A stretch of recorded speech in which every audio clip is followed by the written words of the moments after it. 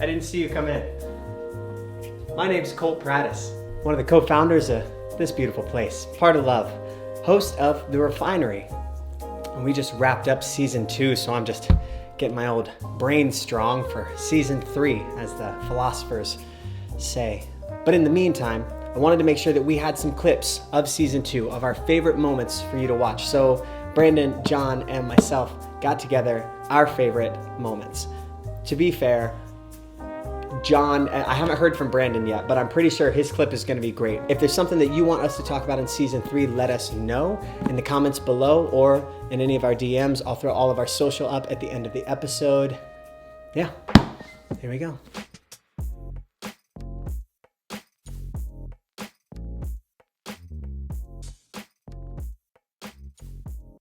Your future self is watching you right now through its memories. And that's something I remind myself when I'm about to do something, whether it be in relationships, whether it be whatever, where I'm questioning if I should do something. I remind myself my future self is looking back to this moment. And is my future self going to be happy with what I'm about to decide? And if in the moment I'm like, nope, then I know right there. Because we deep down know. We know what we should and shouldn't be doing. We know if it aligns. But it really comes down to, are we satisfying some short-term pleasure, perk, whatever you want to call it, or are we actually aligning to the long-term benefit and long-term goal that we actually want? And I think being able to remind ourselves, what is our future self going to think about this exact moment? Because I have a brief moment right now to decide if I want to move forward with this, and I'm going to be happy with the decision down the road with what I'm about to do. And I think that's a big thing, that like being able to pause, like you're saying, is like pause and really ask yourself in that moment, are we going in the right direction, or are we just satisfying something short term? I love that. Do it for yourself, it's not going to happen like the end of the day. And I go back to actually another thing Will Smith said, and it comes from Socrates: he who says he can, he who says he can are both right. Mm-hmm. People who say, oh, I can never have that, you're right. Mm-hmm. Like I almost like a lot of times when someone tells me, like, oh, I could never have that lifestyle, I don't even argue with them. I'm like, you're right. Because if you can't even believe it for yourself, there's no reason for me to try to believe it or someone else trying to believe it for you. It comes down to you have to believe it first before anyone else believes it. Yeah. Well, I mean, I feel like this comes down to it's like when The Secret came out. Everybody was like, I'm just going to believe. I'm just going to believe. I'm going to believe so hard for this. I'm going to believe. The thing that wasn't as much discussed at that time, and I think has been addressed more cohesively since then, is the fact that belief and the actions that are supposed to follow are two different things. You can think something, you can believe you will have that horse, but had you believed you'd have that horse and never gone back to LA horse rentals, like, then fuck you. Like, you didn't deserve it. You didn't do anything. You didn't deserve it. And that's just a wish. Yeah, that's just a wish. But the belief that's followed by action, the belief that's followed by, if you truly believe that, and I think that's the cool thing about what Will Smith is saying and what Socrates is saying, modern philosophers, you're looking at what's the action that you're taking to make that belief happen. Mm-hmm. I have a belief in this product that we're creating right now. I have a belief in it because of a million different reasons. It's not a wish. It's not a want. I'm not hoping. The whole fucking reason it happened was because I was tired of waiting on people to give me my break, to give me my thing, to give me my life that I want, that I'm asking for, that I want to provide. Like, no. It takes action, though. You believe it, you understand what that is, and then you do everything in your power to make it happen. And I heard a quote that always sounds a little silly because it sounds like a song lyric to me, but not like in a like country, like cute country song way. It's life is a beautiful dance between making it happen and letting it happen. And there's something in that balance that's really hard. Like, you are letting a certain amount of things, and we have to. Yeah. We don't actually control everything, but you don't not control anything. So you do have to make those decisions. What is the action that you're going to take? How much do you believe? How hard are you willing to work? How much do you really want it? That's the stuff that's exciting to me. What is something that you believed in your life 4 years ago, 5 years ago, and you are now literally walking and living in it? That smile. I just talked. I feel bad being like immediately again. Go ahead. All right. So this is my favorite story. I've told this like a lot, but never here. So Ange and I were living in Vegas and both doing shows out there, and we would go on these hikes up at Mount Charleston. We'd take the girls on hikes every weekend. And we were driving back from one of those hikes and just, listen to the radio.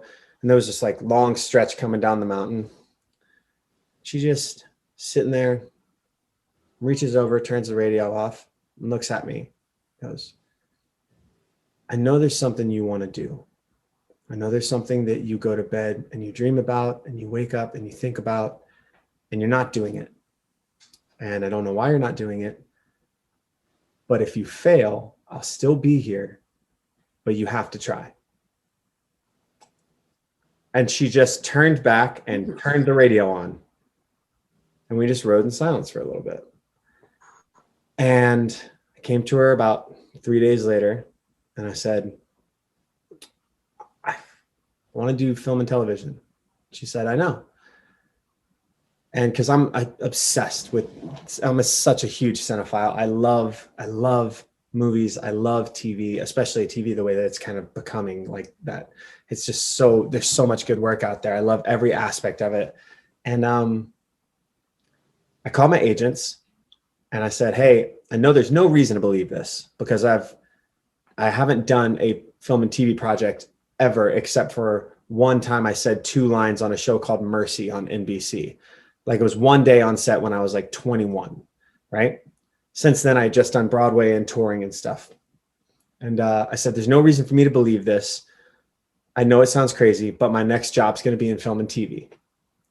My next job was the Dirty Dancing movie. And my next job was the TV show This Close on Sundance Channel. And my next job was Snow White Christmas. My next job was the Lifetime movie. Like it just turned into that, I'm working on the project I am now for the next part, for that next thing that I don't care if you believe in it, like is what it is. I see it very clearly. So that's the thing. And it had to do with somebody, I say giving permission, and I mean it. For me, I needed that. I needed somebody to do that. So what I'll say kind of to round it out is that I do my best to pay attention to the people that I love, to give them permission for whatever they truly love, for whatever they truly want.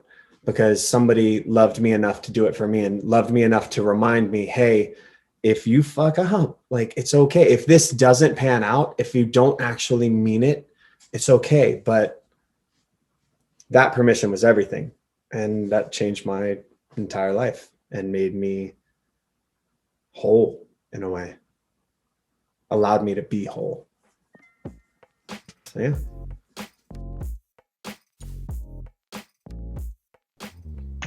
I think the other end of this for me, or the other side of the attachment, is being attached to that particular way of doing something, right? So if I cut someone off or whatever the case may be, I become attached to and stubborn with, you never come back into my life. We'll never talk again. There's no room for you to come back in, right? There's that. So I know that I'm attached to, nope, not doing it. You're not allowed back in.